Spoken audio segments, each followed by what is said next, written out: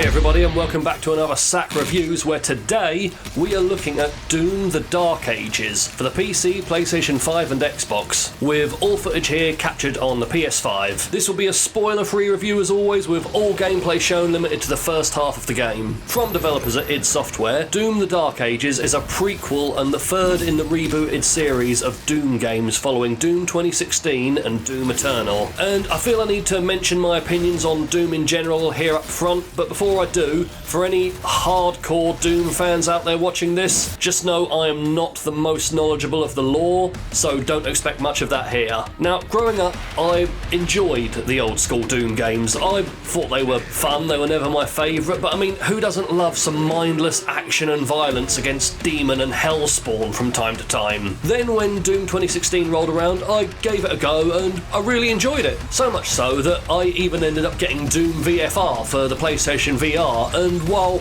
making me a little bit motion sick, had a really good time with that one as well. Then there's Doom Eternal, which I would argue that's not only the best Doom game of all time, but it's possibly my favourite first-person shooter of all time as well. It was easily my game of the year in 2020 when it released, and that beats out Final Fantasy VII Remake, which, if you know me and my opinion on Final Fantasy VII, should tell you everything you need to know about how highly I rated that game Eternal. With that being said, Dark Ages is a good game, but it is a step backwards and not as good as the previous in more ways than one, so let's get into it. As mentioned, Doom the Dark Ages is a prequel which once again sees our old friend the Doomslayer fighting alongside humanity in his endless war against the forces of hell, but this time with a more medieval space twist to it, giving the Slayer a shield and replacing his trusty chainsaw with a medieval flail to go alongside his arsenal of shotguns, plasma guns and grenade launchers.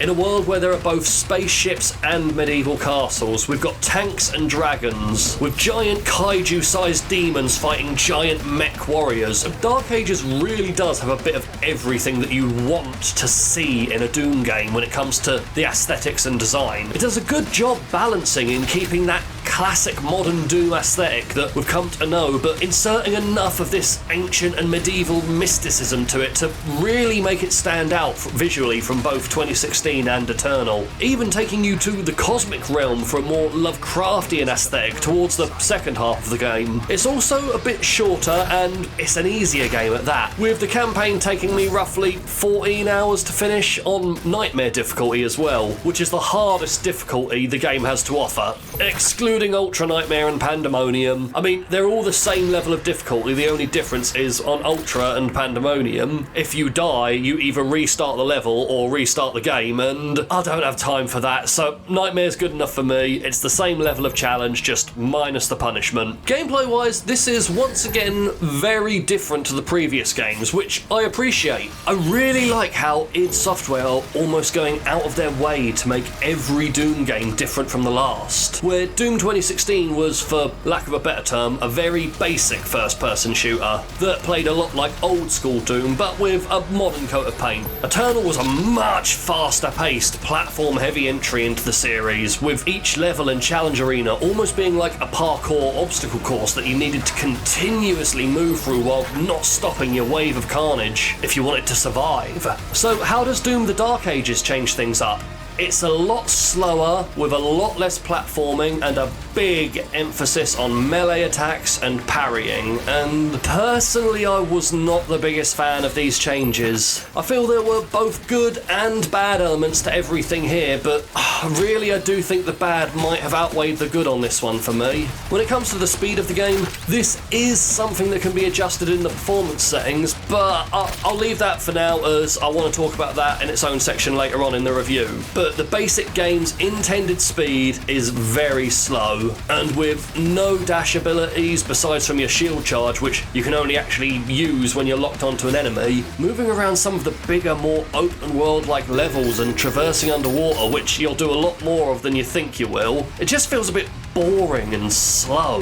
When you're in a massive battle with dozens of enemies, it doesn't feel like you're running around a battlefield. It feels like you're being held back.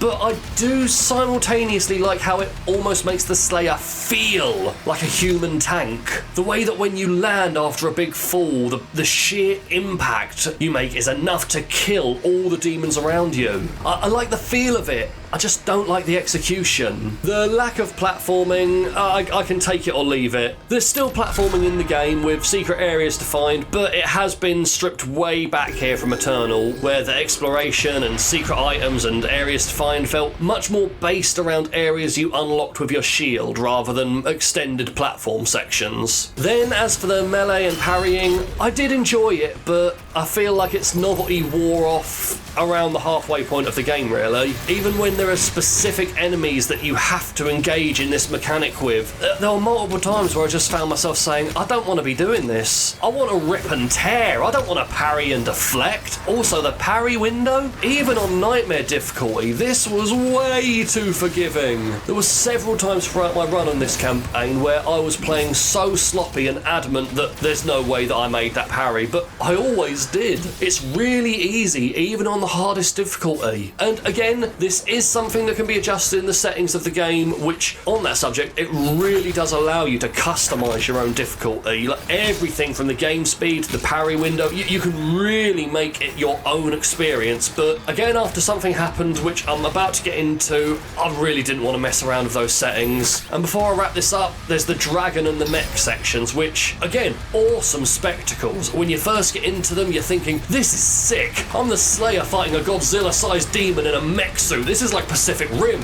Or you're thinking, I'm the Slayer riding a motherfucking dragon with a Gatling gun and laser wings taking down hell ships. This is insane.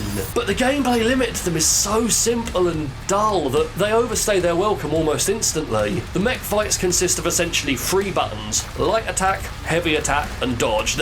That's it. And then you get a gun and basically win the level with 0 challenge. The dragon sections, same thing. You lock on with the left trigger, hold the right trigger to shoot, and when the enemy fires a green laser at you, you either dodge left or you dodge up. That's it. That's all the gameplay you do with them. And these aren't quick set pieces, these are extended sections of gameplay here, with almost whole levels revolving around them at points. This really wouldn't be so bad if they were like one-off set pieces, but when they go on as long as they do and occur multiple times, that yes, the spectacle's there, but the gameplay, it won't be enough to hold you, and you'll be ready to go back to classic slaying before you finish up. Graphics and performance-wise, this isn't a strong launch.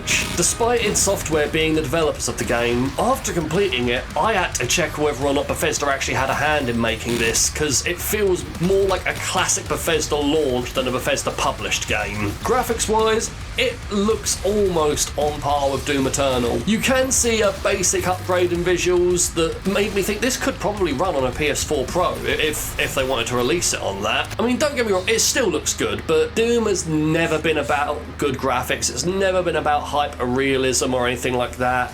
It's all about the art style with Doom, which it does nail, but it does need to be mentioned, visually there isn't that much of an upgrade from what we already had 5 years ago now. But the real downfall of all this is the performance. While I played this on PS5, there have been numerous sites and players reporting that it is borderline unplayable on the PC at launch without doing specific settings. And on the PS5, several times throughout my campaign, I encountered bugs and glitches. Things like the UI would just disappear. Enemies would get stuck in idle animations after a glory kill. But the thing that scared me the most was when I played around with the custom difficulty settings. I've danced around this in the review so far, but when I did decide to have a play around and up the speed of the game to try and make it feel, more like Eternal did for me, the frame rate absolutely crashed on me, and after I died because I just couldn't keep track of the game through the stuttering, something like this happened.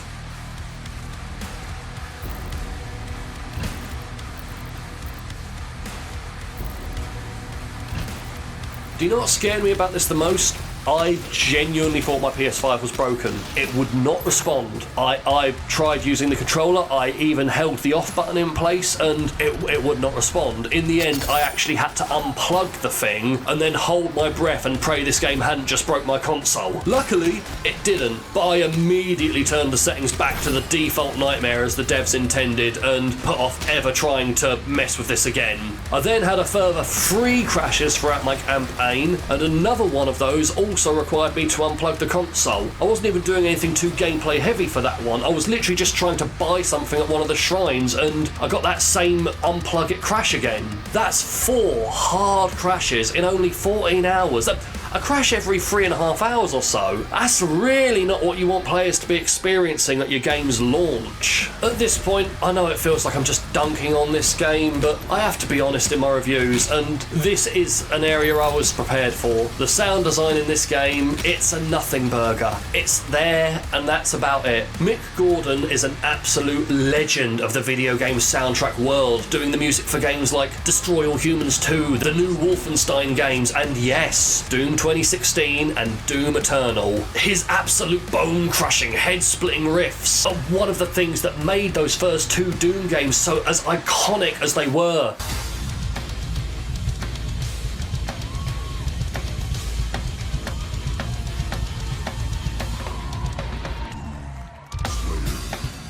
Hell, I've got songs like Rip and Tear and BFG Division on my gym workout playlist, and whenever they come on, they still get me juiced up enough to keep going, even when I had convinced myself I was already done. And his absence here, it's more than noticeable. Again, it's not exactly a bad soundtrack, but nothing stands out. At no point did I hear a single bit of music that stood out to me, whereas in the previous 2 entries to the series, I was constantly headbanging along to The Slaughter and asking myself, Matt, what is this song called? Because this is sick. But here, the music on offer from Finishing Move Incorporated, it just blends into the background and it does nothing. And when their resume includes games like Borderlands 3, Crackdown 3 and the Callisto Protocol, well, it's needless to say, guys at id Software, you get what you pay for when you're making your games. More than anything, the thing this game lacks the most is content. Like I said, I completed the campaign of this game in about 14 hours or so. That's 60 to 80 £80 depending on what version you buy for 14 hours of game, and on the hardest difficulty at that. Admittedly, I didn't 100% it. There are still collectibles I'm yet to find, combat challenges I didn't do, but outside of the campaign, that's all the game has to offer right now. There's no multiplayer, no additional modes to play, and given the consistent crashing I've experienced in my first run of this game, right now I don't think I even want to go back and find all the collectibles. At least not until a patch or two has come out. While there is DLC planned for the future, that isn't included, not unless you either buy it when it releases or already bought the premium edition of the game for almost £100. This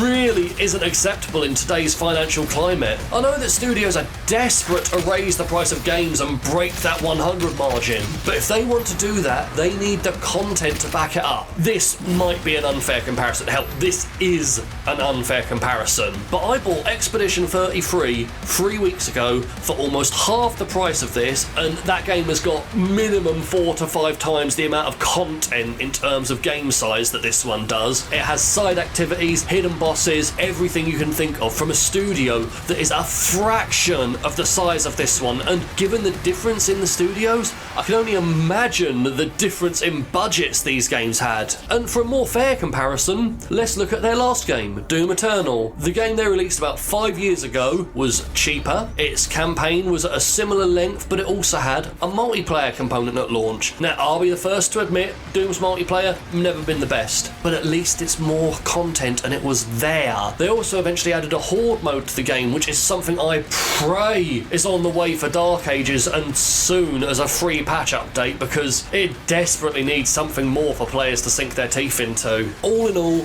Doom the Dark Ages is a good game, and that's about as nice as I can put it. It's not a bad game, but it's not a great game either. It's easily the weakest in the new trilogy, and by a noticeable margin. It's overpriced for the content and quality that is being delivered here, and in more ways than one, it is a step in the wrong direction for the franchise. But again, I am glad that they're at least trying new things. See what works and see what doesn't, and I can't wait to see not only what they change up in the next game, but what lessons they take away from this one. Now, I feel like I've spent a lot of this review, almost all of it, just bad-mouthing the game, so I'm going to end on a high and talk about some of the things I feel Doom Dark Ages did really well in. The story. While like every Doom game, it's not exactly a deep story, it's a cool story with really cool cutscenes, and it's really nice to see just simple things like humans fighting alongside the Doomslayer here, rather than just running in fear and getting one tap left and right.